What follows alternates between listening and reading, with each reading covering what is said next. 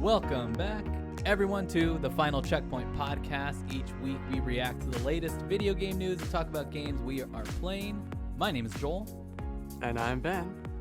Ben, before we begin, I'm going to remind everybody that they can find this podcast where they can find most of their podcasts on all the best services like Spotify, iTunes, Stitcher, Google, and thegamefanatics.com. That's right, head over to thegamefanatics.com. You can find it there. You can also find all the social links, follow. You might be seeing our question of the week pop up very soon. I beg the gods. But yes, you can also watch live on twitch.tv/LoadLastCheckpoint. We record this podcast live every Sunday, 8 p.m. Pacific time. Adjust to your time zone accordingly by Googling. I suggest it. Ben, this is a very special episode. Usually we react to news, talk about games we're playing. We're not doing There was no news this week. Exactly. We're not doing any of that garbage. No, none of that. We reached to the bottom of the barrels, the depths of hell. We reached in there and grabbed the lowest possible special guest we could find. Oh, yeah, that's what I thought. Introducing our very frequent special guest, Logan Myer. Logan, how's it going? It is going great. Getting right out of hell. Wiping the lava and fire off. Just putting it out real quick. But very excited to be here for this very special episode. Well, yes, thank you for joining us. And thanks for always hopping on whenever we need some additional, I don't know, just hostility on the... Whoa. Damn. Well, now I know what I have to bring. Exactly. I learned a thing or two from Hades, so. Yeah, that's good. True. Not the game. Not the game. That's a documentary about my life. Oh, jeez. Yeah. All right. Well, we've got a lot of fun stuff for everybody tonight. It is the Final Checkpoint Award show. So we're going to be doing some special awards that we're going to be handing out. None of these normal, basic awards that you're seeing everywhere, like RPG of the year or esports team of the year. We're not doing any of that. We've got special Overdone. We already know who won those. We're not doing any of that crap. And then we're also going to be going over our top 5 game of the year for 2020 games, I guess. Top 5 games of the year for 2020. So, in order to do this in an organized manner that I won't mess up, I'm going to let Ben run this. So, Ben, why don't you get us started and steer us in a direction not off a cliff? Oh, well, we'll see. Yeah, we'll see what that cliff is. We determined, about 10 separate categories to kind of go over 2020 as a gaming year, our memories of it. So these aren't necessarily awards for a game. They can be, but it's also stories or events that happened, etc. And like Joel said, they are not best RPG. The fuck does that even mean at this point? Or best action game. Assassin's Creed is an RPG now. What does it mean? Oh, what does it mean? Assassin's Creed is like 17 different genres and none at the same time. So, with that said, we have a couple. We both, I think we both pitched in about 5 of these, and we all have our little nominees.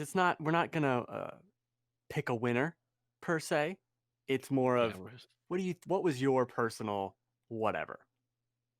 So, we're gonna start with the We Saw It Comin Award. Wait. What? Every time you introduce an award, I'm gonna hit a trumpet sound. Oh my god. Just to warn everybody. If you would like to hear it on stream, I suggest you do. No. So introduce that award. Why do I need to know about the trumpet? Just to warn you. I can't hear the trumpet. That's why you need to play. I just want you to know about it. It's gonna be on there. Oh my! On the episode? Yeah. I'll do the trumpet sound with my mouth. Can I veto this? You know, we're actually voting? It might actually only be on stream now that I think about it.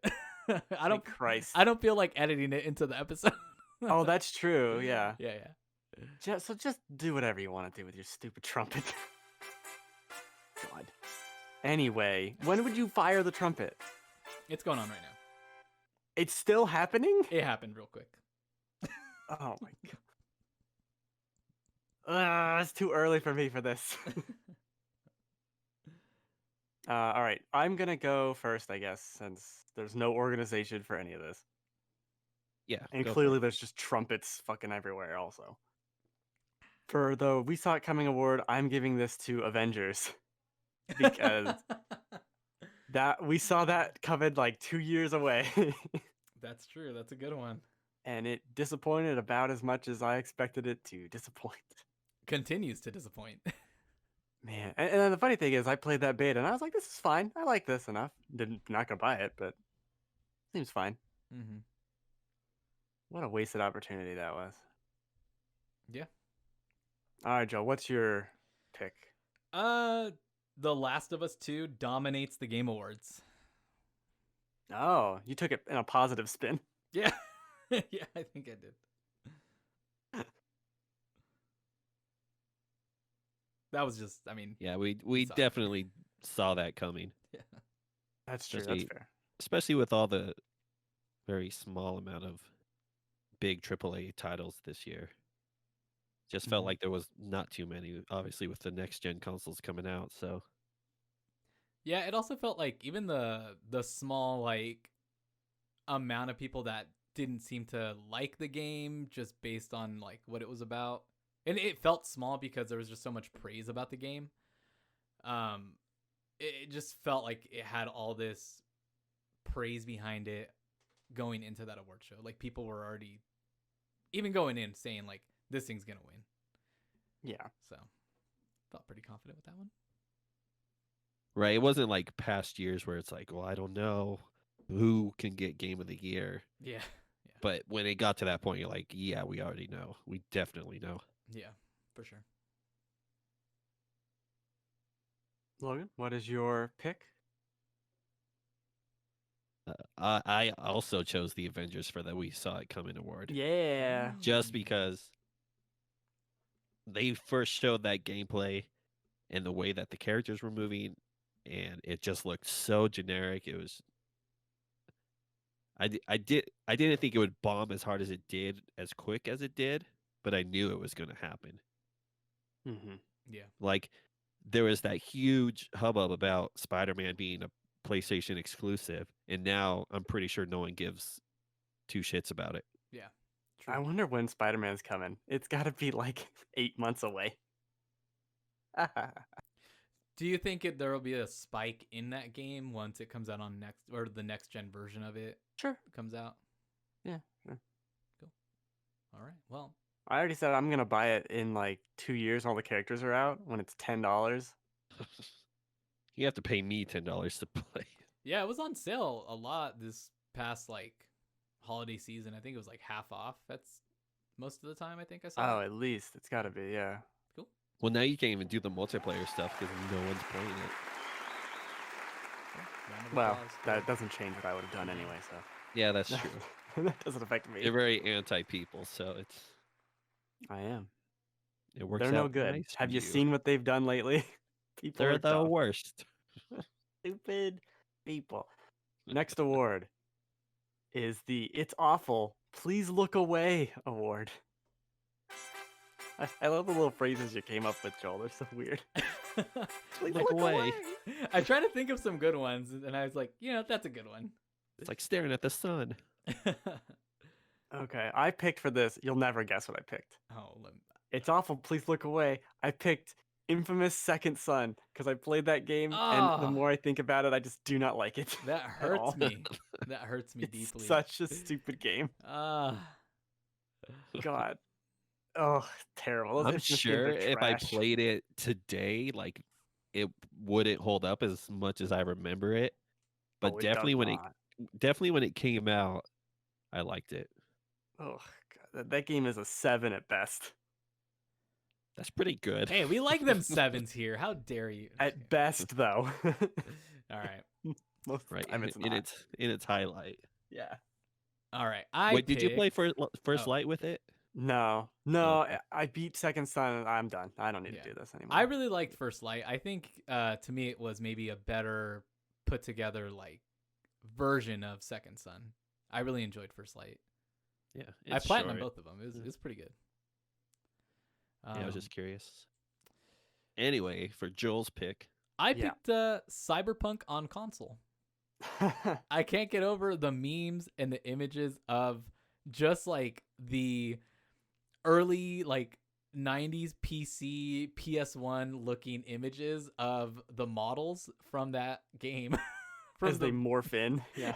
yeah. Yeah. So, yeah, it is fascinating the condition it was on those early consoles, or I mean the first gen consoles, Yep. and the fact that it was like, all right, just put it out there. It's okay. Yeah. It's so No one bad. will be was so mad or bad. anything. Oh my gosh, it was so bad. Yeah, there's a lot of really good memes and stuff and videos and montages that came out of it, so can't say no to that. Yeah, some of those compilations of like just glitches where someone just like they'll walk up to a car to open the door and it just goes flying or something like that. Those are pretty funny. It's like watching when someone stands in the middle of the road in Just Cause and crazy shit just happens because people can't handle someone standing in the middle of traffic. Just don't know what to do. I love that shit. Yeah, man. Logan? So for my It's Awful, Please Look Away award, I handed this to Genshin Impact Oh, no. Wait. because Wait. of its awful gameplay Gameplay. and how awful it really is. Just it's so boring. It's so repetitive. It's the same 3 quests. Every Oh, that's dungeon is the same. The drop rates are atrocious, and it is so greedy that it's not even funny. And so just look away. Just ignore it. I know it has the waifus, but just look away and walk away. I know it has the waifus. Yeah. And I played that's a lot of that the game. appeal. But just move on. Well, I have now. I'm better now. You've learned. I didn't give it enough time to really like get, I guess, hooked in it or get the gotcha part about it. But I mean, I could see that. Oh, it's bad. I enjoyed parts of what I played of it though. I mean, I think for me, maybe coming into it more casually, I probably would have enjoyed it. I don't think I would have hit that point where I'm like maxing stuff out or running out of resin or whatever for doing certain things. But No. yeah, I could see where like the part where you're getting shit drops, not getting the type of items that you need to like craft and stuff like that could get pretty It irritating. gets really stupid and ridiculous when you have to ascend characters and then you need items for that. But that's annoying. It just You it need becomes too copies much. of the characters Yeah. to unlock the constellations. Yeah. When you have 0.005 drop rates, Yeah. you're spending a lot of money. Yeah. It sounds like every mobile game I've ever played. Mhm. Yeah. Pretty much. It sucks because if it didn't have any of that, it'd be amazing. Yeah. If only there was like a full retail version you could buy as an option to like For $3,000. No, like I want to buy the $60 version of this and then it just like it unlocks just like a regular console type version of that. I don't know. That's a Right. It stupid just idea. gives you all Then they the wouldn't make nearly as much money. You could still have cosmetics and stuff behind a gotcha. Yeah. I think that's how they should do it. Don't put progression behind that. Put silly hats behind it. That's true. That would Whatever. still make them a lot of money. Really. Silly waifu outfits. but not as much money. That's the problem. I think they're doing fine. Yeah, I don't know. I will play the game again once they add another content. Yeah, Like content. I still constantly see trailers for like new characters and stuff like that they're adding. Right. Yeah. Their character designs are really good. Yeah. Cool. Oh well. All right. What? Yeah, we're not going to talk about this all night. I feel No, like this is not the Genshin Impact Awards. lack of awards. Lack all of- right. It was nominated at the Game Awards for something. I forget what. Yeah. Why is this here award? Best Whales Award. The Sleeper Hit Award is next, and I'm picking Immortals Phoenix Rising because ain't no one give a shit. True. But if you want to play a Zelda like or Breath of the Wild like that's not Genshin Impact, I recommend this one because it's amazing. And it will come up later in the show. So that's it. That's all I'll say Woo. about it now. Woo! Oh, all right. All right. Oh, go ahead. What were you gonna say? No, you're good. Oh. You're good. Talk. My pick is probably pretty obvious. Among Us was my pick. How was that sleeping at Well, all? It was a sleeper hit because nobody knew about that game or heard about it since 2018, and then it just took over the world. So it was asleep. It was almost in hibernation until all of a sudden the YouTube and streaming community started playing it, and then it just took over.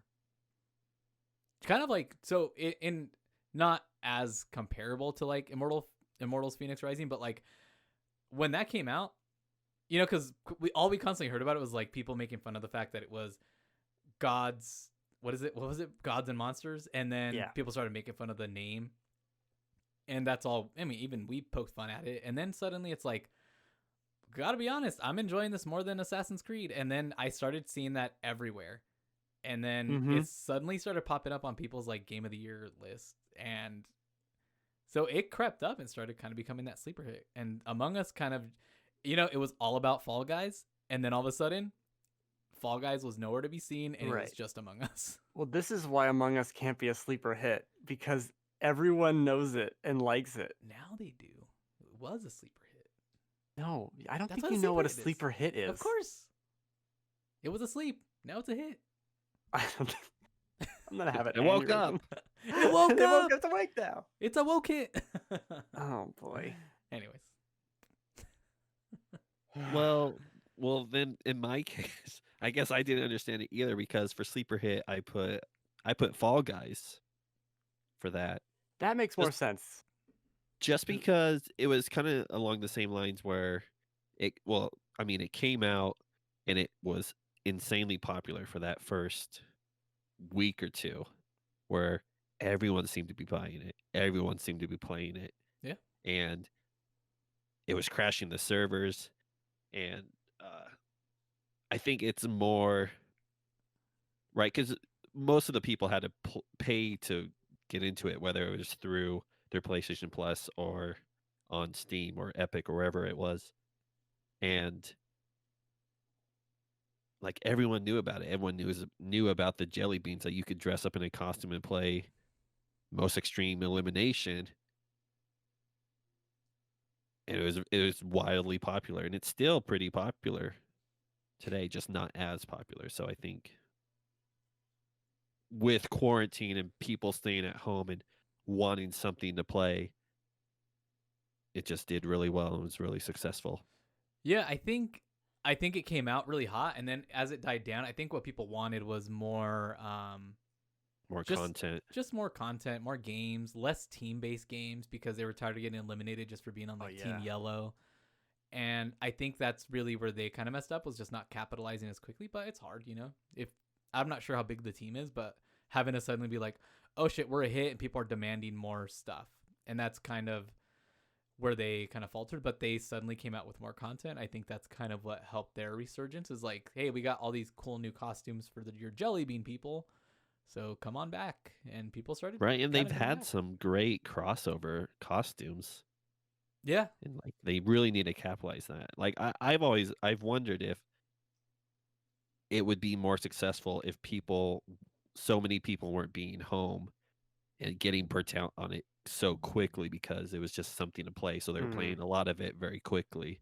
I think that if they were, giving it time to breathe and just playing it an hour or so a night, right after work, and not blowing their load on it so quickly. So yeah, they had some really great moments too, with their Twitter account, constantly having those moments on social media where people are reacting to things that they're doing, or that Tim the Tatman moment where he finally got his win after they were trolling him for so long.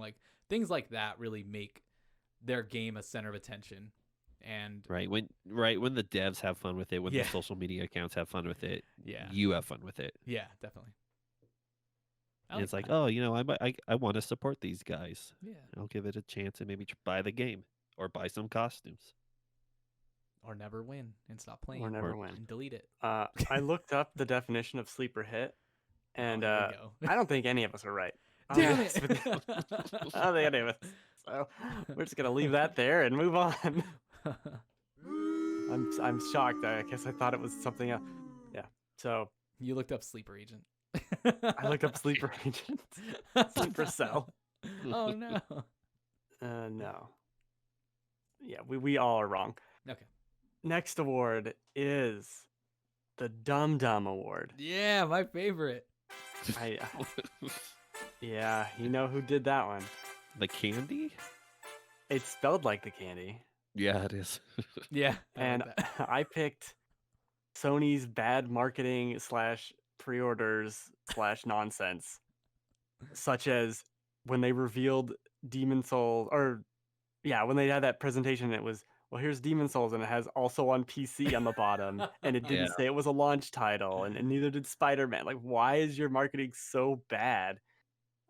I don't understand what Sony did this last year, but it was not good. Yeah. Well, That's I it. also chose PlayStation's Yeah, pre-order disaster. Wow. it was bad. It was really bad. Yeah, it was. It's still bad. It's still bad. I mean, and I think I was gonna choose just the next gen pre-order disaster, but I think really Sony was so bad. Yeah. No I warning. thought about that because they're like, oh, we're gonna have pre-orders tomorrow, like right after the event. But then who was it? Target or Walmart like started putting them out like an hour after. Yeah. And people were freaking out. Walmart was like, "Come get them, bitches!" And they're like, people are like, what? Wasn't said till tomorrow, and yeah, it was just chaos. Tomorrow somewhere, and then they just started releasing. Woo! Yeah. Come and get Walmart, you're 'em. dumb. Damn it! We'll never get them. But that does make sense. It's a good. Yeah, It's not true. good. It's true. I was gonna use that for a award later in the show, That's fair. so I'm glad I got covered. Yeah. Cool. But my Dum Dum Award goes to the file size of Modern Warfare Oh God. because it's so dumb how large that game is. It's ridiculous. And they kind of fixed it when you could choose what you wanted because, if you were just playing the free-to-play Battle Royale, but you still had to download everything for Call of Duty. Yeah. And they finally added the option where you don't have to install like the campaign or multiplayer. You could just have Warzone. But even then, it was still a very big file size. So, yeah, Modern Warfare, enjoy your Dum Dum Award. Yeah. I guess there's convenience in that with having the whole thing download because then it's like, man, I'm really enjoying Warzone. You know what? I might as well spend my money and just unlock the full version and then boom, it's already downloaded. But Well, that would be fine if it wasn't so big and Yeah. taking up so much space. I 'Cause really I like had an extra hard drive yeah. just for that game. Jesus. I love the memes where it's like where it's from that Tom Hanks movie where it's like the guy that's stealing the boat or whatever, and he's like, and it's Call of Duty, and it's like, I'm your hard drive now, or something like that. I'm your hard drive now. Oh man, but yeah, Call of Duty, definitely a dum dum. Yep. Dum dum dum dum dum. Gets my slow clap. So Wow. Wow. So Okay, nice. we're gonna move on to best and worst awards. So this is the best and worst moments, and I have separated them out to the big three console manufacturers. So best and worst Nintendo, best and worst Xbox, PlayStation. That's it. I was Yep. gonna say etc., but it's three. So Yeah. I wonder how many of these are going to cross over, if any, between us. probably a lot. That's of them. that's what I'm curious on. Okay. So I'll start with Nintendo. We'll do them one by one, but both. Right. But one by Right. one. This is a Yeah. mess, but you'll understand after I say it. Okay.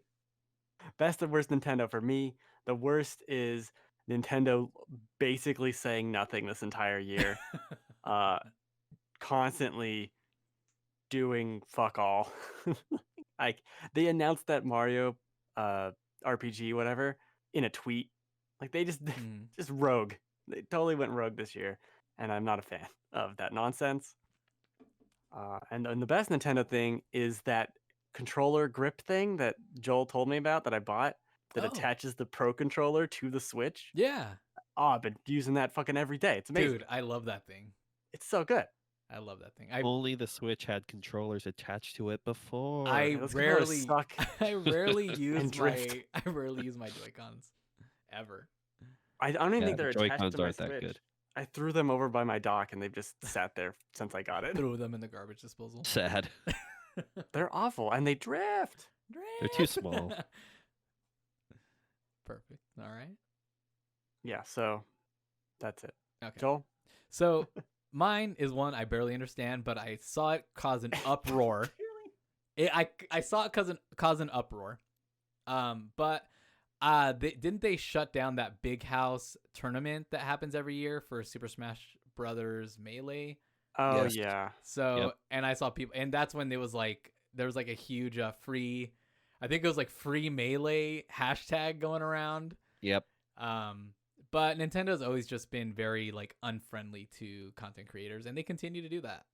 And they're very like overprotective about a lot of their IPs, which I get you can be, but like it's gotten to a point where it just shows very old school, uptight Nintendo. And I think that was just showing everybody once again that they're just like extremely conservative about like lending or even just to like a community that supported one of their games for so long. They're just how unsupportive they are. But they weren't those in this tournament using They're using a mod. some kind of mod that hacked the system to let them play online. Like that's kind of why I get it. Yeah, I get that too, but it's something Yeah, I that's think exactly it. But it's just because there's no support for that. Because it's a part of it. 25-year-old game. True. True. But you know. Yeah, the GameCube doesn't have online. Yeah. We were logging into AOL at the time. But Fuck. there's also Think about it. that's also something you could say about the lack of backwards compatibility that they've offered. We get one little drip out of a leaky faucet of backwards compatibility on an app, on an online service. It's a desert out there. It's a desert out there. For I guess best moment, I would say just the Not yet. Oh, Well, do the best. I did my best. Yeah. Oh, you did? Oh, Yeah, man. Hey man. Yeah, it was his the best, controller yeah. thing. For me, I would just say oh gosh, I had it in my head. Oh, they continue to just kill it in sales. I mean, no. I actually had a good one. I have never had such an easy experience linking family online accounts to a service. I had to Really? I paid my year subscription, upgraded to the family account so I could get all my kids the Nintendo Switch online service for the whole year, and it was so fucking easy. I did it that you couldn't believe it was Nintendo. I couldn't believe it was Nintendo, and it made me almost think of Sony and Microsoft almost like they were inferior for a second. Like, why can't you guys do this? Ugh. Like, I couldn't believe it. It was literally just email invites. And then when they receive their email invites, they just accept, and then it goes to my Nintendo app, and I see them on there. It was like so freaking easy. I couldn't believe it. It like blew my mind. That's impressive. I'm impressed that Nintendo did something successful with their online service. Yeah, I couldn't. Yeah. I was shocked. I thought it was literally. I'm shocked hearing about it. Yeah, I know. I don't believe it. I thought it was asleep. Honestly, I can't believe it's not Nintendo. I can't. Yeah, I put some butter on it too. What? Is that why it's drifting? Yep. It's slick as hell. Cool. Logan? All right. So, you kind of just like Joel. My worst Nintendo moment of the year was I wrote it as Nintendo being jerks to the Smash community Oh, wow. because that was a big event. It was, with 2020, a lot of online tournaments got canceled, And then there was drama that caused further online tournaments to be completely canceled that we in the fighting game community love to watch. And we missed out on a lot of that. And then when they came out and the shut down that big tournament, it disappointed a lot of people, especially since a lot of us were looking forward to that after all the drama with Smash players and that whole ordeal in the summer. Yeah. Yep. So it was really disappointing. It was really unfortunate to miss out on that because this program and everything that they had makes playing online Smash Melee just like you were playing it at like on stage without lack of lag and everything. So it was unfortunate to see that happen. So fuck you, Nintendo, for that. Damn. Wait, now you got to give them a best award. The best thing for Nintendo this year, you said it first, Joel. I put it as their crazy success with the Switch in selling during quarantine. Because when that first lockdown happened and Animal Crossing coming out at the same time, like the pricing and the availability of the Switch just was crazy. The price went up, doubled, almost tripled sometimes. And then everyone was buying it. You couldn't buy it anywhere. And so they made bank. So good for them, I guess. Yeah. Yay. Continues to kill. Still killing it. Still killing. All right, let's move on to Xbox Or Xbox. or Xbox, whichever. Xbox. My best and worst. Worst is no Halo and no exclusives really at all for the Series X and S. Womp womp womp. We don't need to talk about that much. The best actually is the Series X. I've loved my time with it. I think it's a great system. It's fucking silent. Thanks PS4. Everything about it. Yeah. It's great. It's a great system. I love it. Can't wait to play more games on it. It's so good. Yeah, it's great. Cool. Joe. My worst Xbox moment would be also same thing. No exclusives really to really make me want an Xbox. You know, not like I gotta have it this year. I need it now. Mm-hmm. But best it continues to be Game Pass. Game Pass continues to give me a reason to want to be in the Xbox like environment ecosystem.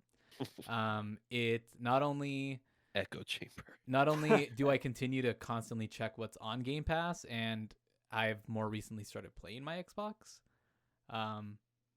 but it now even makes me more excited for when I get my computer to be like, all these things that I'm playing on my Xbox now, I can play on my PC.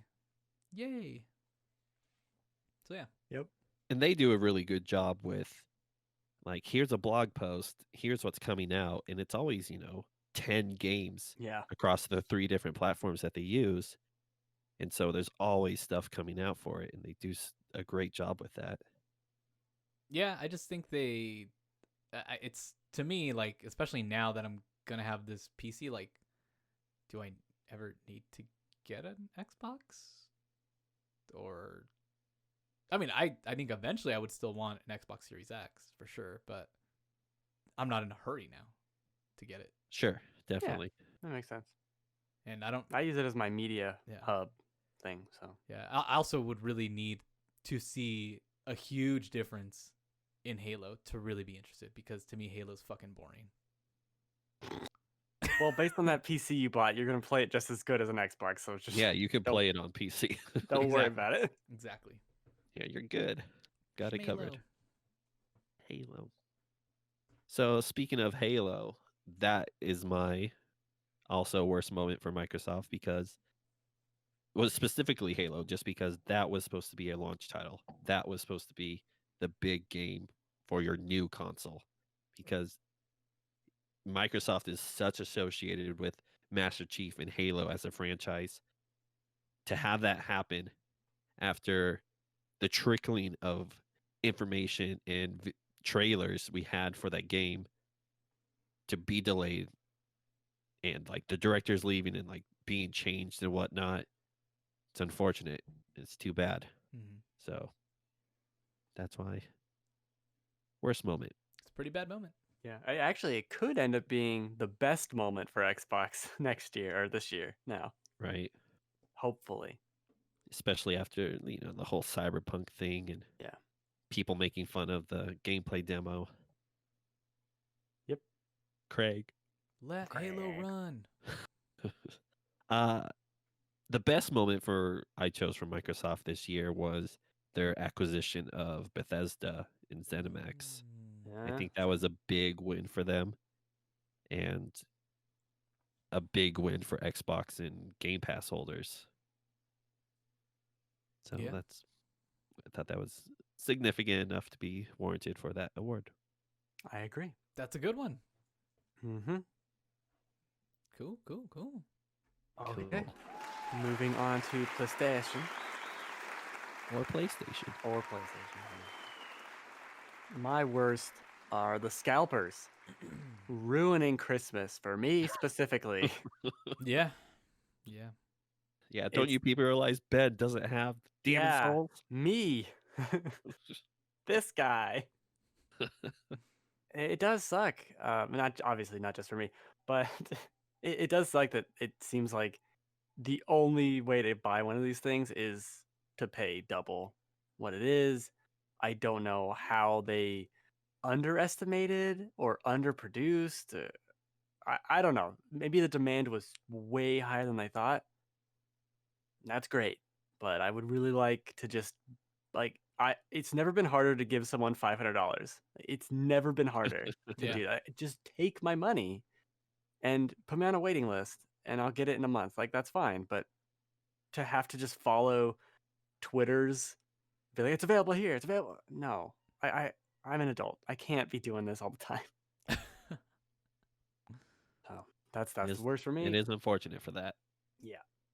And I think the best of 2020 for PlayStation were the first party games. We got Last of Us, Ghost, and Spider-Man, another Horizon's coming, God of Final War's a legend. Fantasy. Yeah. Yeah, Final Fantasy technically exclusive. That's crazy. That's an amazing year for Sony. Yep. Especially for a new console launch as well. Mhm. Yeah, I didn't even mention Demon's Souls. They had great games all staggered throughout the year, then a console Dreams. release, and Dreams.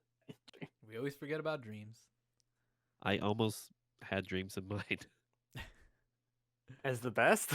as the worst, that it was not properly promoted Marketed, enough. yeah. Yeah, that it could be so much more and more creative, and more people can use it, especially creative during quarantine. Anyway, I didn't choose that.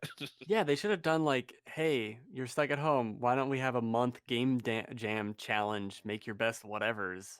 It's a no-brainer. It writes itself. Like Exactly. the fucking easiest thing to do. No, they just shit the bed. Sony is just annoying. They're weird, man. They're weird. Yep. My worst Sony moment. The Moment. very confusing PS5 backwards compatibility save data shit, like where people would go to download the PS5 version but accidentally download the PS4 version of the game, Oh my or gosh. if they needed to transfer the PS4 data for, like, let's say Spider-Man, they would have to install and download and install the PS4 version of Spider-Man, then transfer the data, and then install the PS5 version of Spider-Man. Like, just what the fuck? Like, dude, it made smart delivery sound so good. yes. It just went to show you how much smoother things were on the Xbox side when it came to backwards compatibility and the transition to the next gen. my best Sony moment is PlayStation outselling Xbox like by a huge margin. Continues to be this hot item. The demand is so crazy you can't even click one of those links that you find on like Wario 64's page without meeting a sold out page already. Like it's just insane how even when they get stock, it's just instantly sold out no matter where you go, even on Sony's freaking website. Like it's just crazy. Like I mean they even though a lot of their messaging was shitty, even though their pre-order was a mess, like it just continues to be always sold out, which is it shows you demand is really high. And it's infuriating that scalpers and bots, and then you see all these people just like handing them out through like giveaways, or like I think the night that the Lakers got their rings, the Clippers each got a PS5 because they were playing the Lakers that night. So it's like, you're not getting a ring, but here's a fucking PS5.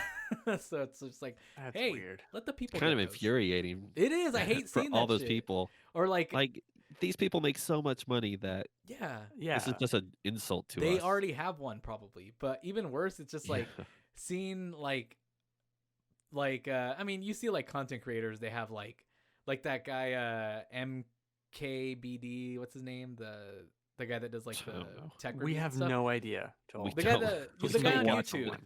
The guy on YouTube that does all the tech reviews and stuff. He had That like could be 10. There's a guy on YouTube. Yeah, you would know. Does reviews? He had like 10 He makes videos? PS5s, and he's like, "Hey guys, I'm gonna be giving these away," and it's like, motherfucker, how did you get all those? I bet you could probably make a video or make a thing saying you're going to give away a PS5. Just buy one from the scalpers, and then you'll make more money from like a contest. Maybe. And Twitch contest. You know what I mean? Yeah. Just need a picture of the point, box, Photoshop into your video, and be like, make sure you follow. I don't know. Yeah, follow. how You that get an works. extra entry. It's infuriating. Dude, that's a good idea. I'm going to start doing that. Okay, cool. Let me know how it goes. It's Fuck all y'all. crazy Make sure how you plug the show. the lack of PS5s has created like online Discord communities strictly for tracking and sharing information on Yes. finding PS5s, and like just tons Cyber of people. sleuths. And there's like subreddits dedicated just to tracking the PS5 and the same thing, like sharing information, and just online communities everywhere because of this situation. Disaster. Absolutely insane. Yeah. Disaster indeed. Crazy. Anyways, Logan. So yeah, I thought about those basically pretty much for my worst Sony moment, but I guess what I actually chose for me was their committing and confirmation to $70 for the first party games for the next gen. Like we kind of saw that before with like NBA and a couple games and like Ubisoft, I think, had a couple games that were saying $70 for next gen. And people are like, I don't know. It's probably true. I don't know. And then, they like, oh, Demon Souls and Miles Morales, $60, $70, blah, blah, blah. And it was, it's just that time. $500 consoles, $70 games. Like this is just the natural progression. It was long overdue, but sucks that it happens. It happened at like the worst time in our economy during the pandemic. That's true. Yeah, when everyone's like struggling. But as far as my best Sony moment, I decided to go with their bringing PlayStation exclusives to PC. Because we saw Horizon, we saw Beyond Two Souls and Heavy Rain in Detroit. We saw Death Stranding this year, all on PC. And, giving more gamers the opportunity to experience these great games. And I think that's awesome. I think that's something that probably we wouldn't have guessed last year that would happen, even though we've heard rumors about like Bloodborne and stuff for a long time on PC. But to see this actually happening and them to be pretty successful and just, more people. Because, I had a couple friends that they're like, oh man, I just played Detroit Beyond Human, and I loved it. I was like, that's great. Like, I know you never had the opportunity because you just were strictly a PC gamer. So it's cool to see that. Mm-hmm. And I think they see the success and hopefully more happens. Bloodborne. Yeah. That's Well, it. That's all I that want. game. I did It's watch too old. Alfredo Diaz play It is too old. Horizon on PC with like the best resolution, 60 frames, all that. It looks so good. It looks so good. It's Oh insane. yeah. Right? There's pros to playing these games on PC to get those abilities. Right. It just I makes you was want to talking- replay everything on PC. Yeah. It really Yeah. does. I was mentioning last Or week replay it, yeah. playing Death Stranding on PC. It looks like a next gen game. Like It does. Looks really it's good. stunning. Crazy. Wow. Okay, that was a lot of awards. Oh, whew. You got any trumpets you want to play, Joel? Are you been clapping this entire time, or We what? have one more award. No, we have two. Two more. Two. Yeah. Well, I play the more trumpet. trumpets. I play the trumpet every time you say an award. I hate you. The next award is Boo. Boo. Best non-2020 game that you played last year. And for me, it's between two things, but I think Joel might pick the other one. Maybe not. I'm gonna pick AI: The Somnium Files, which is The fuck? a really cool game. It's a kind of like a visual novel Oh, I remember this. Yeah, okay. I remember. thing where you kind of make decisions on this timeline, and then you follow all the story paths, and it's this crazy sci-fi meta narrative because eventually your character starts realizing that they can fuck with the timeline, or that it's being fucked with. And so after you get all the endings, then you can go do the true ending where you realize this. It's really cool. Isn't that from like the Steins Gate universe? No, it's Oh. from the person that Zero Escape, I think. Okay. Those games are the Three Doors. It's one of those. Oh, right. I know exactly what you're talking about now. Yeah, it's excellent though. I really liked it. There's so many, like, all these alternate endings too. They dive into a single character, so you get to know everything about them, and then it'll be like, well, I got to go back to the time skip, or not the time skip, the branching path, and everything that happened in that is still true. But then these other events happened where you see the branch. It's fascinating how they do it. It's laid out on this like cork board so you can follow it. It's super good. Cool. Joel. My non-2020 game was Uncharted 4: A Thief's End. Oh wow, okay. Yeah, I finally played it, loved it, blown away by it, and I think a lot of that is because they took a lot from what they did in The Last of Us and kind of put it in this game. And Mhm. it was, you really, as you played through it, you really felt attached to the characters from the Uncharted series, and it kind of made me realize how much I really enjoyed those characters because they just felt more real in this game.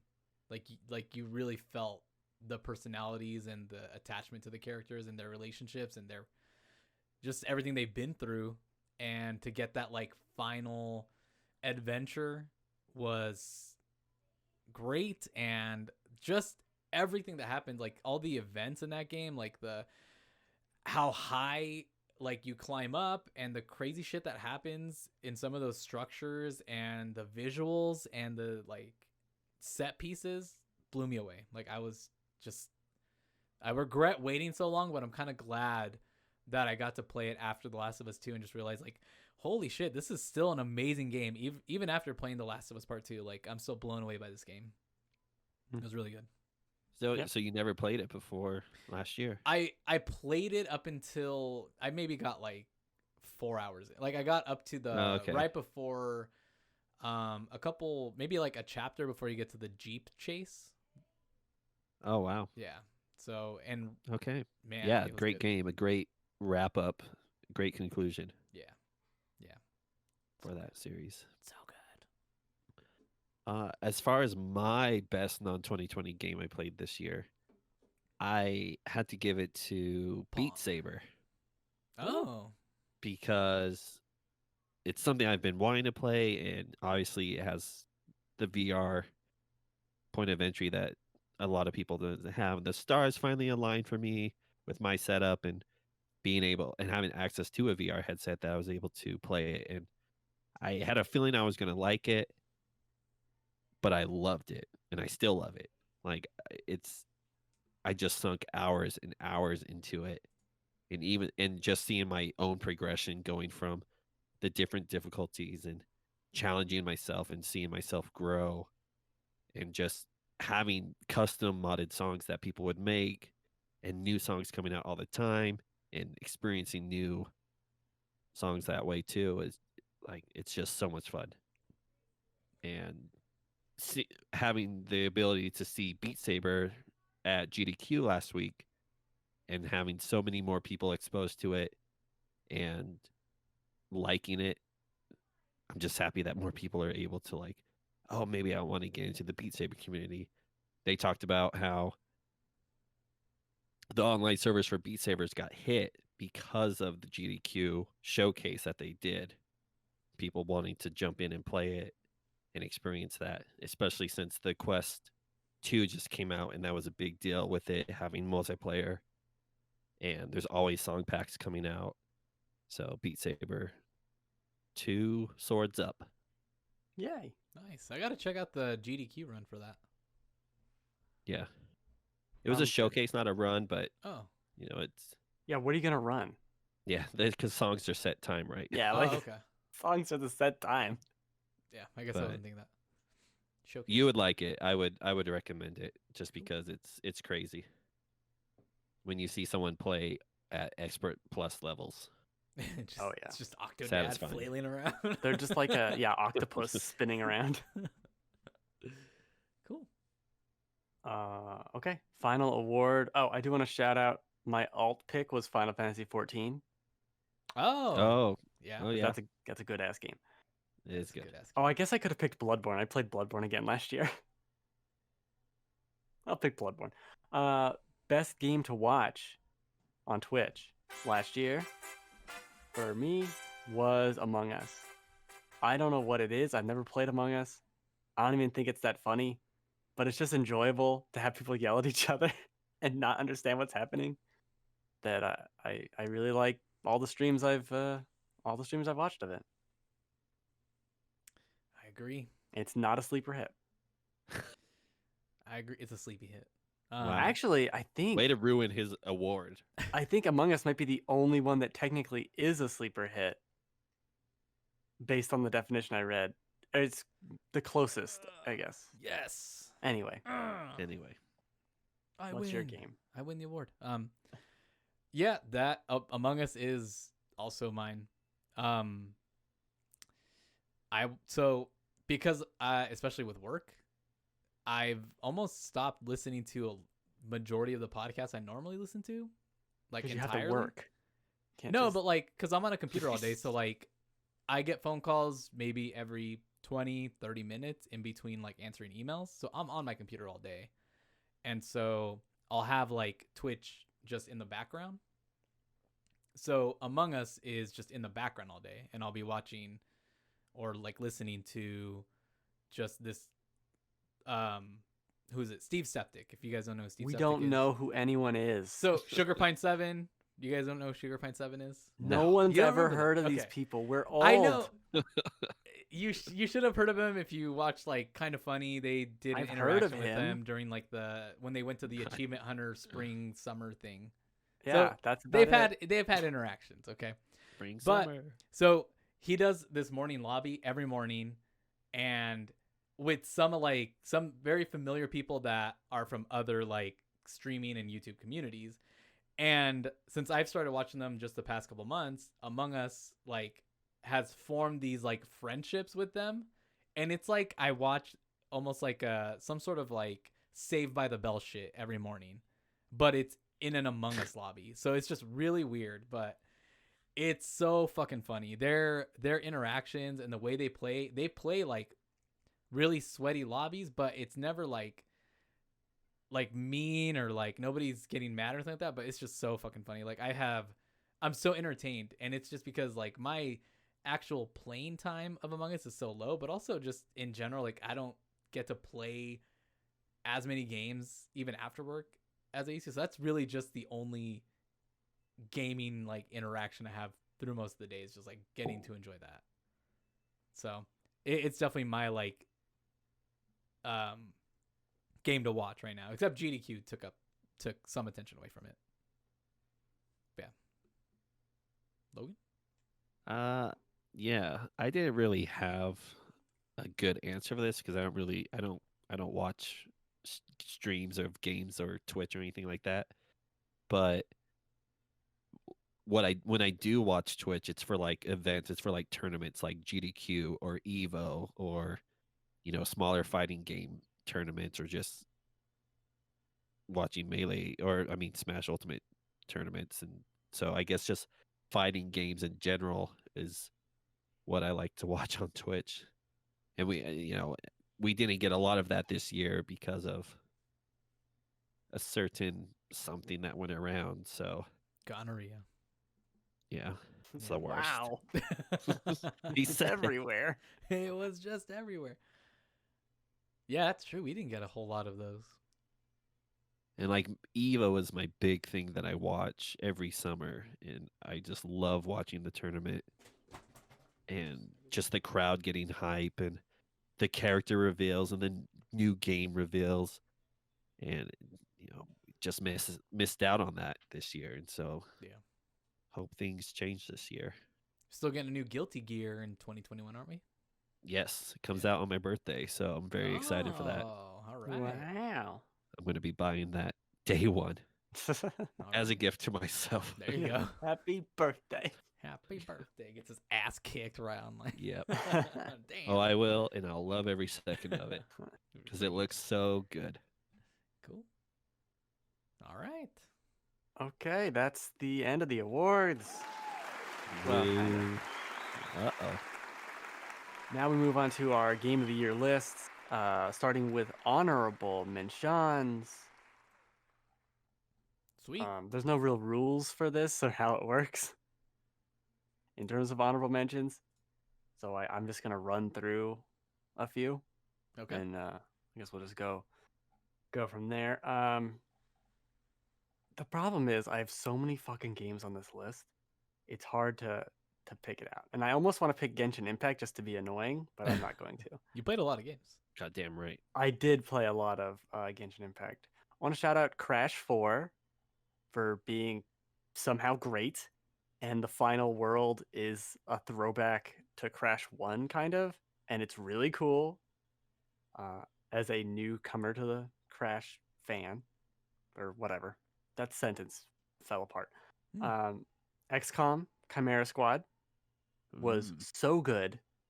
I still think about that every once in a while, how much I loved what they did to the XCOM formula and made it.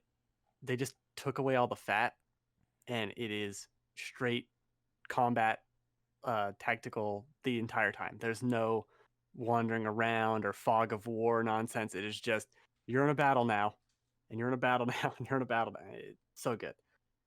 And my last one will be Doom Eternal, which I think is better in basically every way than Doom 2016. The refinements of the combat, the additional abilities with the grapple or the dashing in air more times and all of that. They added in the flamethrower so you can get armor. That kind of rock, paper, scissors of it is so fun. It's such a great game. It almost made my top of the year. I think at this point it's number 6 or 7. Yeah, it's very, very, very, very good. Cool. Yeah, a lot of people really liked it. Yeah. People love that. That's my honorables. It's honorable. The honorable Joel will go next. All right. Time to dishonor you with my honorable mentions. Perfect.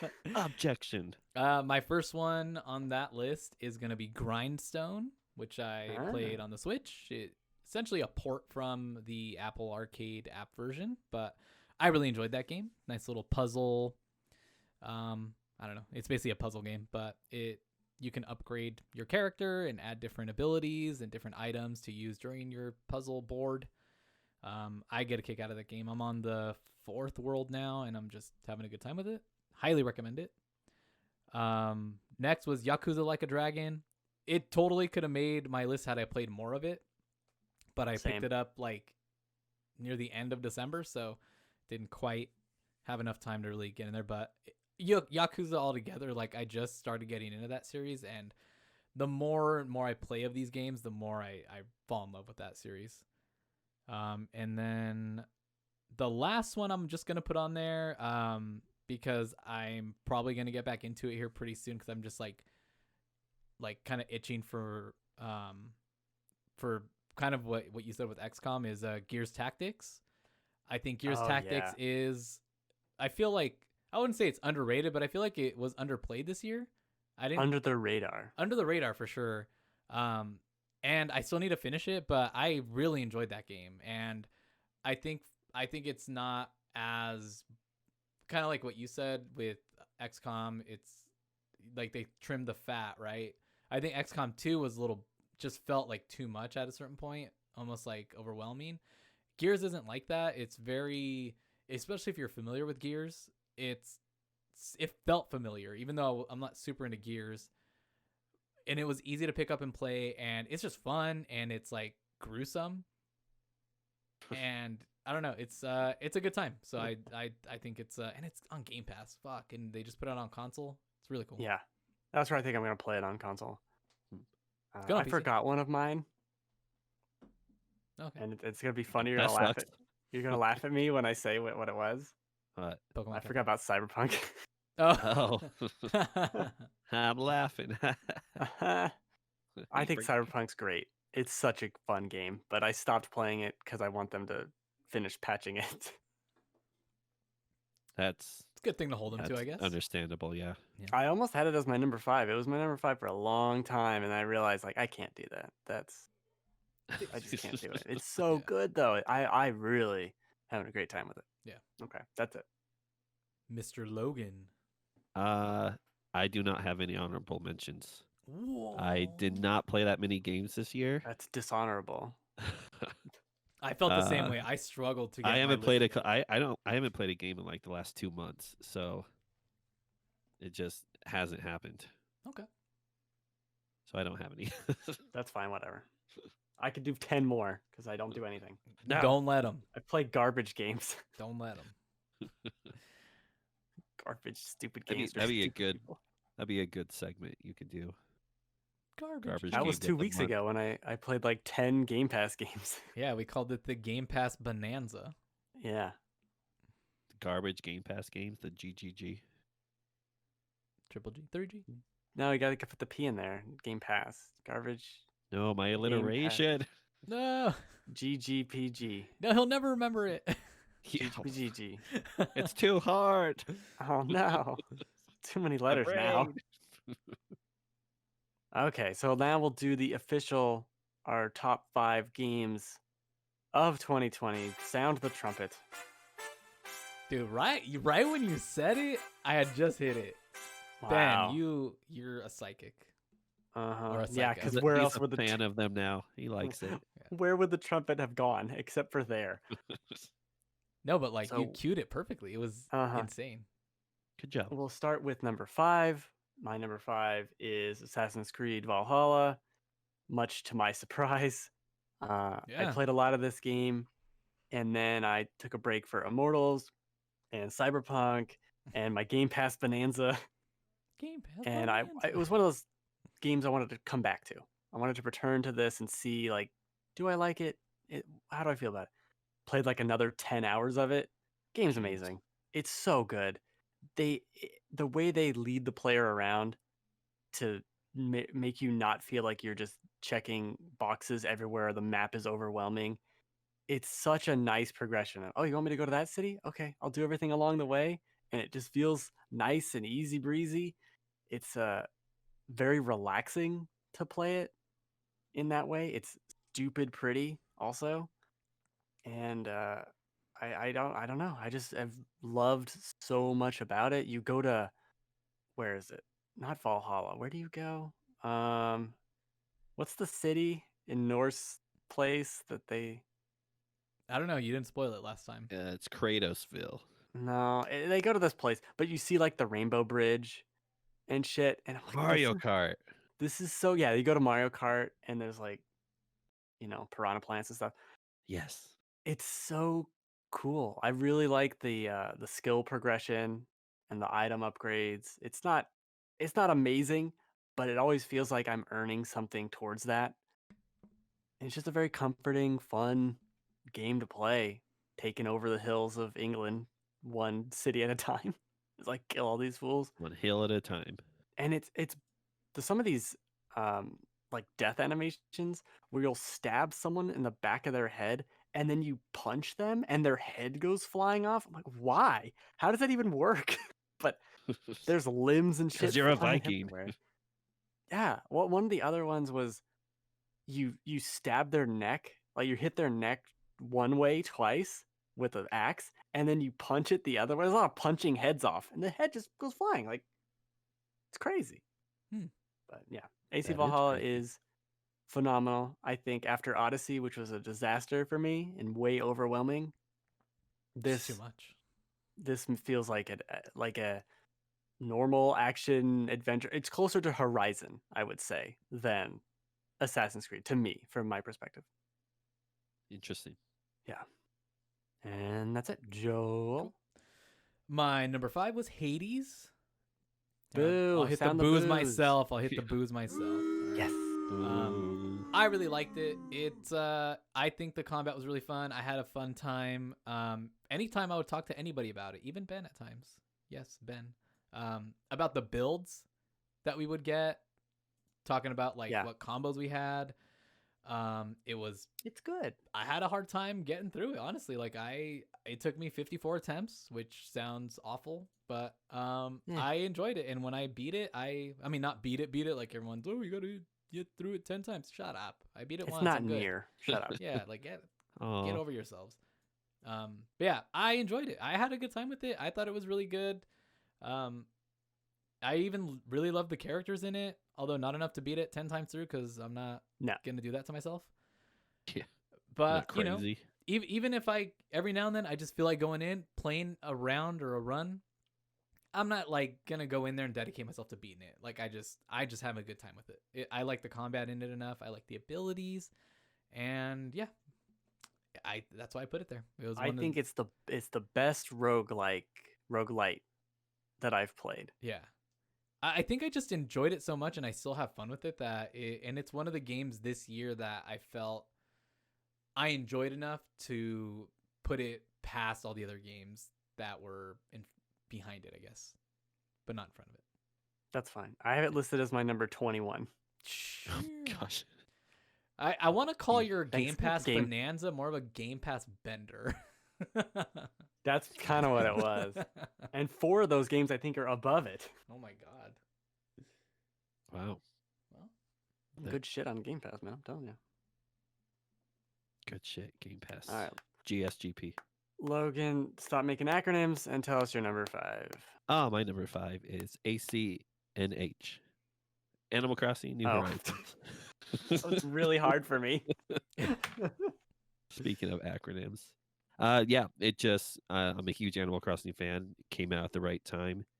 And I felt like everyone was playing it, visiting each other's islands and just having a blast with it. Mm-hmm. Just having a game you could always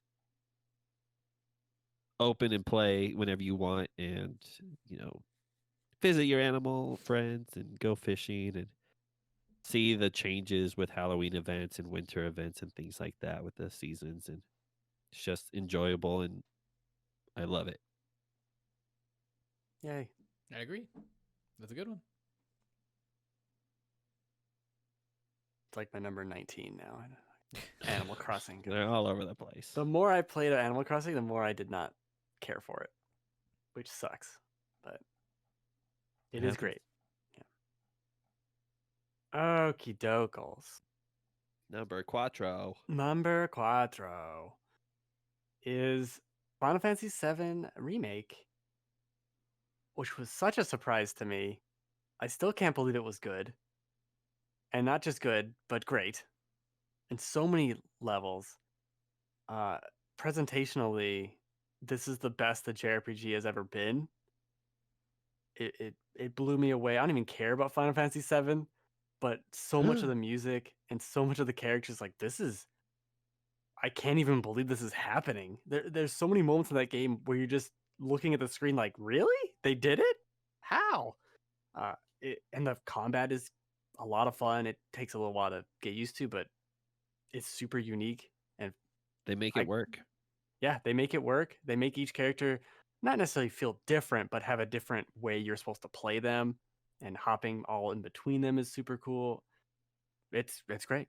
Yeah, and what it does with the story potentially, like changes. I really hope part two is not completely different from the original, but vastly different based on the ending and Yeah. stuff that happens there. God, I hope it's different. Oh, it'd be so cool. They could do some wacky shit with the next one. Really. A lot of potential there. Yeah. Really hoping they do that. Yeah. Cool. Yes. Trumpet. All right. Do it now. Trumpet. Play the trumpet. My number 4, Animal Crossing: New Horizons. Trumpet. Wow. But to kind of just touch on everything that you said, Logan. Great time to, it was fun to play with friends, visit islands, all that fun stuff. I put 255 hours into that game this year. Dang. I checked my time the other day. It was a lot of time in that game. I hit a point where I just, every time I'd go back though, I was just like, why am I doing this? There's nothing. They haven't added anything other than just like new shit to collect. And I'm just like, I'm tired of doing that. I just wish there was more different shit to do than just the same shit. There needs to be like a weekly event. Every week there needs to be something, even if it's a really small thing. Yeah, I haven't played it since the Christmas thing. Same. And I think even right now I'm just like, I'm okay probably not playing it for a while. I mean, I feel like this responsibility to go back and check on it, but at the same time it's like, I think I'm good with this Animal Crossing. I could wait for another one to come out and just see what they add, because after playing like Stardew Valley and games like Minecraft, where you just have the same type of stuff you can do, but there's just a lot more capability in there, it's just going back to Animal Crossing, you just feel like kind of stunted there. Like, I'm like, oh man, there's just so much potential here. Mm-hmm. All the little items look cool, and it's just like, cool, I just like click it and it like he hits the drum a little bit. Let me get on there. You guys got a little music system. Let me hit some fucking notes. Let me do some shit. I don't know. I love that fucking game, man. Number 4. Number 4. That was my number. Speaking of number 4, my number 4 is Death Stranding for PC. Yay. Wow. And Death Stranding PlayStation 4 was on my top 5 last year. Wow. So, double dip. Say what you will about that, but when Death Stranding came out on PS4 and having that experience and having that story and everything, that the bigger picture and everything that was the parallels and what you can relate to what we're going through as a country was important at that time and kind of eye-opening. And it was even more relevant when Death Stranding came out this summer on PC, just because of reconnecting America and showing off a message of we need to work together as people to do that while we are broken. And I just love that game because of the performances and the characters and the story and the music and just the gameplay. It pains me when people, if they're not jokingly saying that it's just a walking simulator, when it's so much more than that. I mean, yeah, there's parts when you are walking a lot, but there's so much more happening with that. There's so much more that you're worrying about behind the scenes. And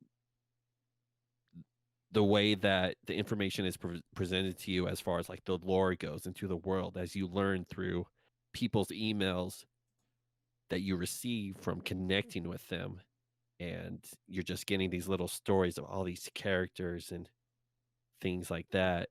It's such a grand experience, and people shit on it because Hideo Kojima and Yeah. walking simulator and things like that, when like they're missing out on so much. And I just genuinely love that game and wish more people would play it. And it had a successful launch on PC and still does really well. So, but moving up from the PlayStation version to the PC, and like Ben mentioned earlier, we see improvements in the gameplay and the performance. Having to experience ultra widescreen mode that I was able to play was awesome and really immersive. So, I felt justified that it belonged on my list. Cool. I'm fine with that. The game's great. Yeah. Game's probably in 10 years one of the short list of games I'll remember from this time. Yeah, it's so unique. Yeah, it's so fun. Oh my god. Mm-hmm. The time I spent in those snowy mountains, it's been I know. like 30 hours. All right, my number 3 is a surprise to even me. Immortals Phoenix Rising Whoa. is so fucking good. Is probably the best Zelda game in the last 10 years. I don't know how many Zelda games came out in 10 years. I don't know. But 2. 2, yeah, 2, right? And 1 Skyward Sword, and fuck Skyward Sword. It's definitely better than that. I think this game gets written off as a Breath of the Wild clone, and it's very similar, but I think in so many ways it is better, and not just like it's a little better. Like, no, it is better than Breath of the Wild. The combat is kind of like Devil May Cry or Bayonetta, where you're light attack, heavy attack, you're dodging a lot. When you dodge, right before you get hit, it slows down time and you can get more hits. I mean, Breath of the Wild does that, but Bayonetta started that, I think, more predominantly. You get a bunch of special abilities in combat. You can eventually you can upgrade to pick up enemies, drag them to you, drag you to them. So you're like in the air doing juggles and shit. By the end of the game, there's these flying harpies, and I'm zipping to one, hitting it, zipping to the other, hitting that one, zipping back to the first one. Like, this is all in the air. It's so fucking cool. They nail the upgrade system where there's like these little collectibles, right, that give you health.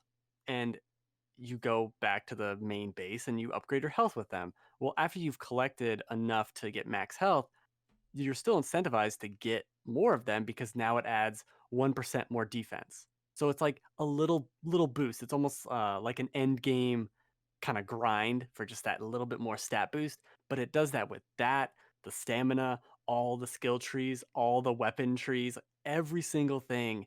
There's never a point where, oh, I'm at the end of the game. I don't need to collect this resource. I don't care. Who cares about these coins? It doesn't matter. I've maxed out the skill tree. Like, no, you still can power up your skills. Even if you've maxed out the skill tree, you can still upgrade their power with the upgrade material. So smart. Every single material that I wish every game copied Immortals upgrade trees and all that shit. Like, how it plays out is perfect. And the progression also isn't so small that it's negligible. You'd upgrade your swords, and you're upgrading all swords. You're not just upgrading a sword, you're upgrading swords. So it doesn't matter which one you pick, it's just swords. And it increases the stat so dramatically, where the beginning of the game it's like you do 12 damage, and by the end it's like you do 250 damage. Like, the upgrade, and it's only like 8 upgrades in between that. So it's almost like every single upgrade is a 30% damage boost, so that everything feels substantial. Every armor upgrade feels substantial. And so each sword, since you're upgrading like swords as a category, each sword has an appearance and then also an effect. Like, think Spider-Man 2018 with the suits, where you can mix and match how you look, but also that power it gave you. It's like that, but for the helmet, the armor, the sword, the axe, and the bow. So every single thing is like, I want that bow because it looks like a cool cyber weapon, but I want that one's ability that gives me bonus headshot damage for every single thing. And you're constantly going and finding treasure. Every single treasure chest is like, hey, you want a cosmetic? I'm like, yeah, sure. I'll look at it. And, oh, I like that. I'll try into that for a little bit, or I don't care, but it's nice to get it. So you're constantly rewarded. Each treasure chest on the map is uncovered with a fun puzzle. The puzzles are amazing. So much better than Breath of the Wild. Fucking disaster. The vaults, which are like the what are they called? The shrines in Breath of the Wild are way better. They're a lot more involved. You're not going to stumble upon one that's like, we put a chest in a room. Okay, thanks. Uh, they all have a bonus chest, just like Breath of the Wild, that requires like an optional challenge. It's so smart. It's so good. I got all the achievements in that game. Loved it. Damn. It's not a Ubisoft bloated game, even though it is a Ubisoft game. Um, it's like 50 hours to platinum, and it felt like just the perfect length. It's not Breath of the Wild where it's like there's more. How is there more? Fucking end. Perfect. I cannot wait for the DLC for this game. It is so good. Did I mention the puzzles are great? The puzzles are so great, and they're everywhere. And there'll be things where you have to pay attention to the environment and actually think about what's going on. And it still has some of the Breath of the Wild weirdness where, well, there's a laser here. I'm gonna bring this thing from way over there to block the laser. I don't think that's the solution, but I can do it, so I'm gonna do it. It has that fun creativeness, but not as much as Breath of the Wild, but just enough. It's so good. The game's amazing. Yeah, people are sleeping on this game. I've said it where if this was Breath of the Wild 2, people would be losing their minds. I think Breath of the Wild gets a lot of help from the Zelda skin. If you took away that Zelda skin, it's a lesser game. If you added the Zelda skin to Immortals, fucking best game ever. So good. So good. Damn. High praise. It's amazing.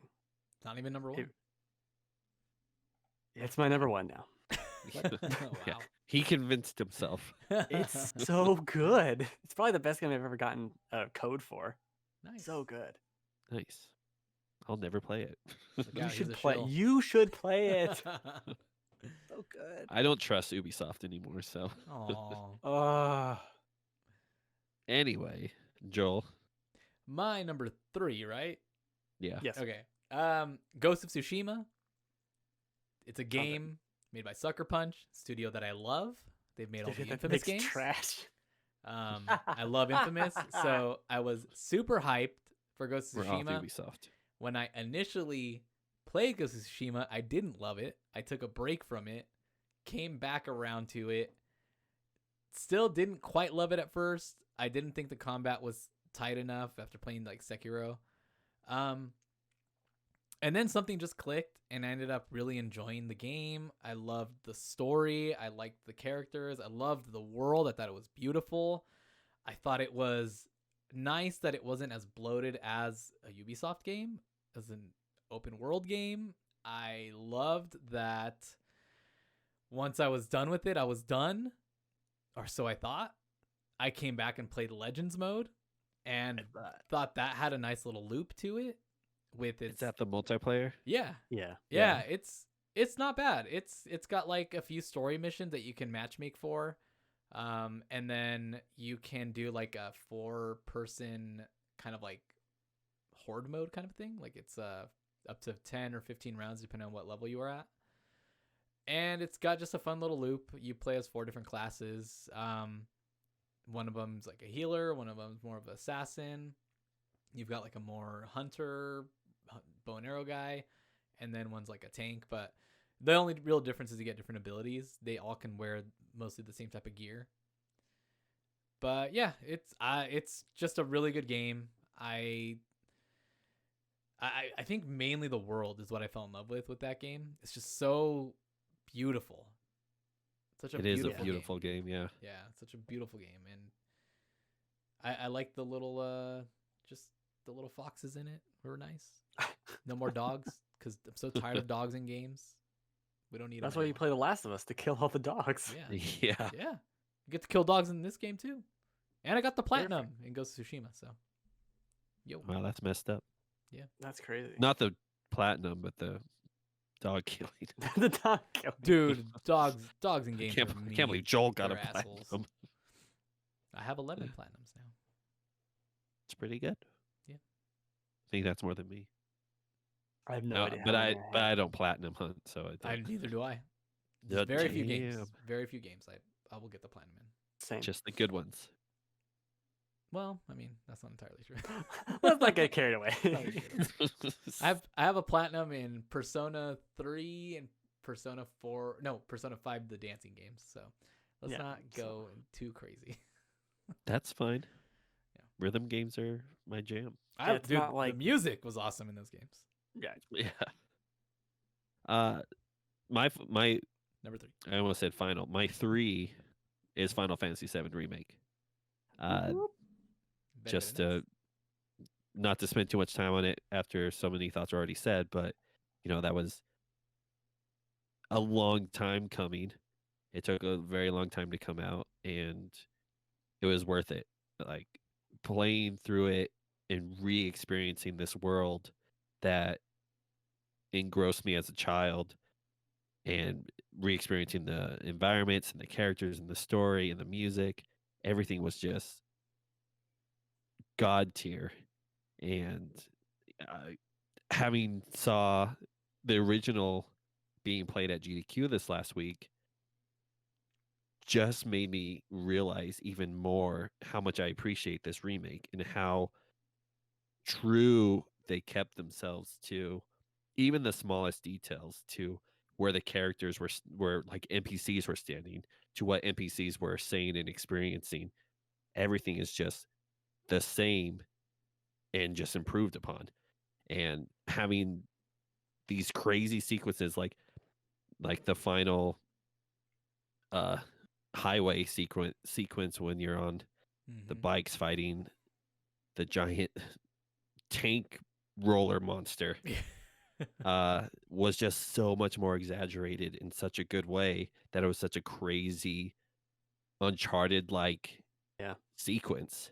And things like that just elevate this game to being so amazing. And I know it made a lot of our game of the years list, and so it makes sense, and it's definitely well deserved. And I cannot wait for part 2, and I hope it comes soon, but not rushed.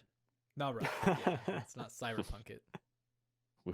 I wanted to come out to be Cyberpunk, where they have a vehicle and you summon it and it's halfway in the ground and then it blows up.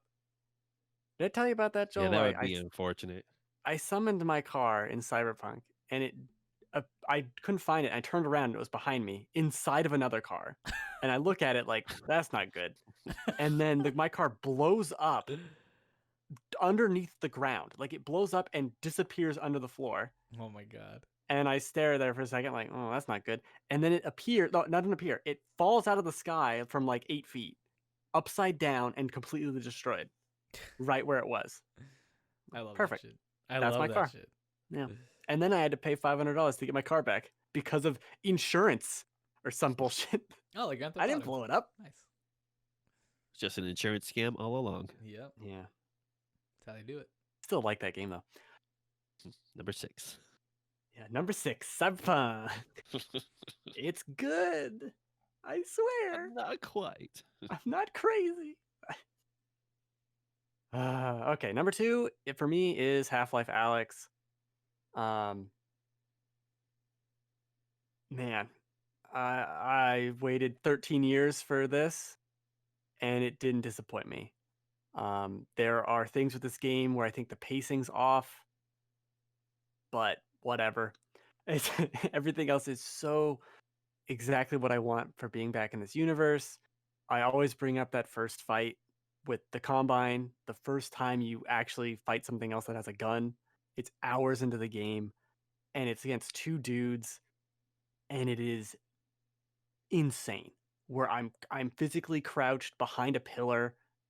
Well, I'm not behind the pillar, but I'm Yeah. crouching in the real world. I'm knocking things off this this crate so that I can see. And this guy comes up the side, up the stairs, like frantically shooting him, changing magazines. It's so cool. I replayed the game over Christmas break time. Still really love it. It is exactly what it needed to be. It's so creative, so funny. Reese Darby is the your like co-pilot. So good. Yep. He's amazing. And the ending of this, what it comes down to, as I was playing this game this last time, there's so many moments, like if you've been to Disney or any theme park, and they have like the pre-ride attraction shit as you're getting on the ride, and then you do the ride. That's what VR allows this to be. And there's a sequence at the end with an enemy. Well, actually, two sequences towards the end with an enemy that are like that, but you're playing it, and it's almost like you're living it. One being Jeff, which is like a survival horror section. I don't want to spoil it. I don't want to spoil anything about the ending. Like the last hour, because I think the last hour of this game is some of the coolest shit I've ever done in video games. And then that ending and the implications of that ending and how they somehow managed to make this fit before Half-Life 2 but still have ramifications for like the series as a whole is done perfectly. I the last time, so my second time beating it, I was tearing up a little bit watching the ending because it's just like, Damn. how did they do this so well? How? It's so cool. It's oh my god. But if you're not a big Half-Life fan, that's not going to work for you. The Shame on game, you. yeah, and shame. But the game is still incredible. Easily the best VR game I've ever played. Like hands down. It's bonkers. So good. Bonkers. I know. I need to play it so bad. Yeah, that's why I'm not spoiling certain things. Like, Yeah, I don't want to spoil. God. It's so good. All right, Joel, what's your number 2? My number 2 is Final Fantasy VII Remake. What? Yeah. Wow. It must be good. Yeah. So I really loved Final Fantasy VII Remake, the combat system, the visuals, the characters. I think the thing that really, really solidified this as one of my top games of the year was after I beat the game and I was sitting there with all my thoughts just kind of like jumbled up, kind of like, what the fuck I don't understand what's happening. Just like not quite completely understanding everything that just happened. Just kind of like, I don't completely get it. I went on YouTube and I was like, maybe I just need like a spoiler cast or something to kind of like help me bring it all together. And Easy Allies had their spoiler cast up, and they had a guy by the name of Maximilian Dude, streamer who's really big into the fighting game community, fighting games, all that stuff. Yeah. Big Final Fantasy fan. So we know who this one is. I know someone that Joel's actually talking perfect. about. So that spoiler cast, he broke down the story of this game in a way that made me see it so clearly, and not only that, hype me up for the future of this game or like what's coming so much. And like I got excited listening to his explanation of everything that happened, that like I just like I was almost giggling with excitement. Like it was fucking crazy. But yeah, just everything that they did in this game, like to almost have that like time heist feeling from like Endgame of like, oh shit, they're fucking with the timeline, with the story. And now they can really have the freedom to kind of do what they want in a way with the next part of this.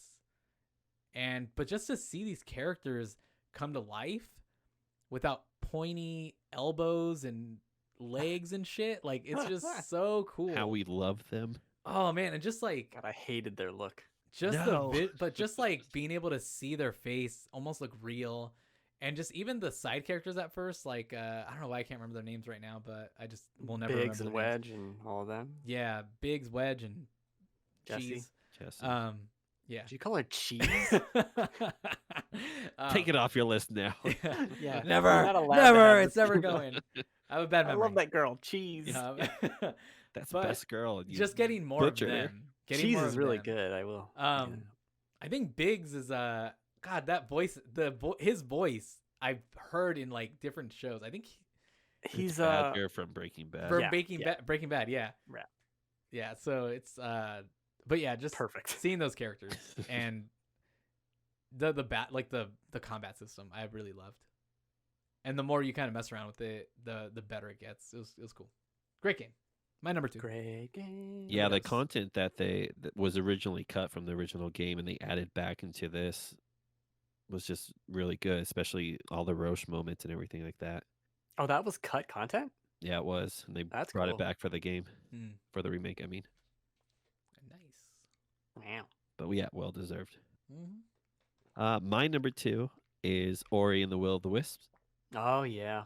because I just love that game. The first game is one of my favorite games of all time, and I've been looking forward to this one. It kind of had a few delays, and it kind of took a while to come out, but it was another beautiful sequel with the visuals and the music and the way it tells a story through so little dialogue, and the music just working with it, and the visuals, and like I mentioned, it's just great. The boss fights, the puzzles. It's a Metroidvania, so you know what you're getting into.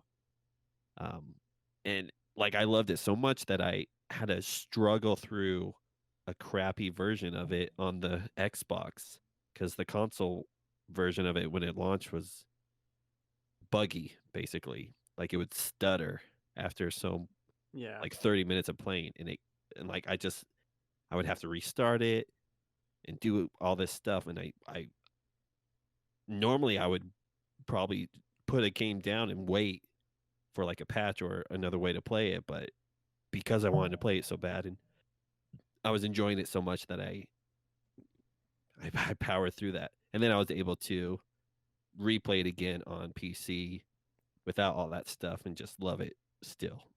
So well deserved. I love that game. Nice. I love that company and the composer for the music and everything that they do for it. So I'm really grateful that I get to experience that. Cool. It was a great game. Okay, are we at number 1? Number 1. Wait. We are Number number 1. one. Drum roll. I think we all just say number 1. Yes, we do. The number 1 is The Last of Us Part 2. Yes, it is. All right. That's all of ours. It was close for me, but I have to. I mean, Last of Us is incredible. Yeah, I think Logan was on our spoiler cast too, right? Yep. So Yeah. you can Such really a great episode. for a lot more in-depth explanation as to why we love this game so much, you can go back and listen to that episode. But yeah, I mean, overall, for me, it was the game that I don't think I've ever had so many emotional just reactions to. It's just overall playing a game like that and just feeling so much through it all the way through, and just the way they just kind of flip the story on its head, and suddenly you go from hating to kind of feeling, To actually understanding to it. understand. Yeah, just they did something special, and to like I almost like feel not hate but like anger towards the people that didn't play it because of the stupid shit of like Mm-hmm. the thing they heard about the game, or because they killed this guy and whatever, and I heard this about the game, like just stupid shit like that made them not play. Like When you take certain things out of context or make assumptions on leaks that Yeah. were just it is unfortunate that Yeah. they premeditated to hate this game and to not give it a chance, and they're missing out on it, a beautiful story and experience that is unfortunate that they don't get to experience that. So joke's on them. Yeah. I mean, Truly, it is. They're the ones missing out, really. But it's Yeah. just like You're it's really missing out. it is really a special game. It does really suck that so much of the discourse around it is related to those leaks and all of that, when there's so many good discussions to have about the plot that have nothing to do with anything anyone's upset about. Yep. I mean, like, we went on that spoiler cast moment by moment for so much of it, and it's just fascinating. I mentioned in my top 5, like, there are several moments in this game that I will think about for years, and I will gladly, if anyone's like, "Oh, you play Last of Us 2? What'd you think about this?" Like, I will have an amazing conversation about that one moment, and I just don't think you can have that with any other game, really. Multiple moments that have such resonance and can be read differently. There are the people that hated this person and still hated them the Hmm. entire thing, and then there's people like me. I'm like, I kind of forgot what we were even doing in the first half, and like, oh, I'm supposed to hate this person. Oh, I am, and then it's fascinating. It's so cool, and I think I want to shout out the gameplay of it. As a big survival Yeah. horror fan, this is a survival horror ass stealth game, and I love it. I think they nailed the combat. It feels so good. Being able to go prone and stealth around, oh my god, it is so good. And all the different abilities, and kind of, you're playing as two separate characters. Spoilers. Oh Um, my God. they have different abilities, and I think that's executed super well. All the flashback stuff is so cool. It's just, it's one of those once in a lifetime type games. That's Yeah. how it feels. Um, it's easily the best work Naughty Dog's done. I think it's maybe not on a plot level. I don't know. I have to really think about it, but it's so much better than Last of Us 1. I think if you Oh go yeah. back and play that game, it has a lot of pacing problems. The combat, it feels nowhere near as good. Uh, this is what it should feel like. This is that system, and then they just tossed in this incredibly well done story. Even though there are parts of it I don't really agree with or like, it's just executed on such a level you cannot look at it and not be amazed almost constantly. Yeah, they did. They created something special when they made The Last of Us Part 2 because they made a sequel that, on a gameplay aspect, improved on everything from the first game, Yeah. and that they were able to execute it so well and so perfectly that it really is an amazing game to play.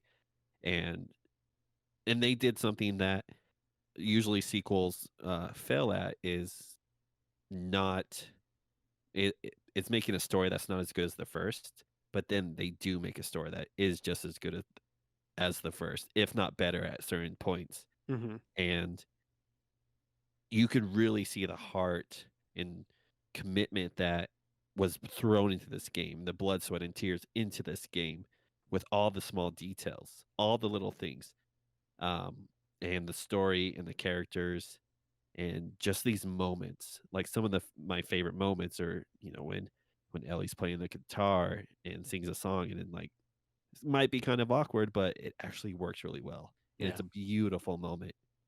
Um, but I was going to mention, like, one of my favorite things about this game was when, after playing it and having that spoiler cast and just being able to talk about that game and having these crazy in-depth conversations about, what this meant, or how we feel about this, Right. or certain things that happened in the game.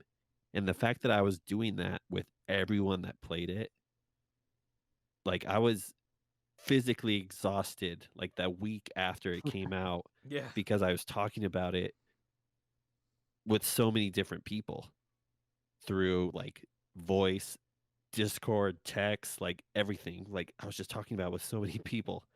And that's an amazing thing to have. Most of the time, like, oh, did you play so and so game? Like, yeah, that was really cool. It was really fun. No, this is so much more. It was so Hmm. much more than that. And, you know, Naughty Dog and Sony and PlayStation, they created one of the best games ever with it. So Yeah. good job. I think one of my favorite parts was playing, getting to working your way down through the hospital. Yeah. And then Man, the characters, the dialogue that we'd have. Yeah. Oh go on. yeah. And then when you get to California for the first time. Oh no, Yeah. well, I guess it would be the second time as Ellie. Whoa. Yeah. Whoa, he plays Ellie? He plays Wow. Ellie. But yeah, when you get there as Ellie. That was, oh god, it's so good. That game's so good. It's so good. It makes you care and like side characters that Oh, you yeah. wouldn't think that you would. Well, Oh man. what's so funny too is like how often it was said that we didn't want a sequel to this game, but I'm so fucking glad we got this sequel. Yeah. Like, Right? So many people are It- like, it just could- leave Last of Us alone. it could have gone so wrong. Well, I think they had made a great choice in making this sequel not a Ellie Joel buddy cop Yeah. game. Like Yeah. that would have been the sequel that would have been like, okay, we don't really need that. Can you imagine? Right? It's if, generic. if Yeah. if you started The Last of Us 2 and it's like pick your character and it's like you pick between Joel and Ellie, who are you gonna play as? You're like, Yeah, oh no. It Putting could it have been down. that. It could have been that. Our spoiler cast episode was episode 43, so if you're wanting to go back and listen to it, that's it. Yeah, that's a great episode. We really dive very deep into so many Very things. deep. June 30th, we recorded that, or I guess released it. God, that was Yeah. a long time ago. Yeah. I played that game twice in a week. You're a psycho. It was so good. Really good, really good. I hope to replay it someday on a PS5 with upgraded, with the PS5 Yeah. upgrade of some sort. That's what I want. That's what I'm holding If out you for. could get a PS5, Maybe by that time I'll be able to Maybe. get it. Yeah. 2022. Fix. Nice. Anyways, well, that's it. That's all right, the awards. That's it. That's the awards. Yeah. That's Play the it. trumpet. Let's get out of here. That's out of applause. awards. Need the applause. Yeah, that's gonna do it for us this week. Thanks again, everybody, for sticking with us through all this award stuff. If you still made it all the way to our final game of the year, thank you. Yay. It was Last of Us 2. Congratulations, or Part 2. Congratulations, Naughty Dog. Whatever. We'll be expecting our payment soon for giving you the award. Oh yeah. Just a I'm shout on my- out would be fine. I want my payment from Cyberpunk as well. Yeah. And my Immortals payment. Oh, Please. jeez. Don't say that. Quick shout out to Gaming Morning Show. Thanks for shouting out all the articles from thegamefanatics.com, all of our top 5 articles. They shouted out on their show, and I Nice. think Thank you. also on their Twitter. Thanks again. That's going to do it for us this week. You can find us here on twitch.tv/checkpoint, 8 p.m. Pacific time, Sundays. You can also find episodes of this show on Spotify, Stitcher, iTunes, Google Podcasts, thegamefanatics.com.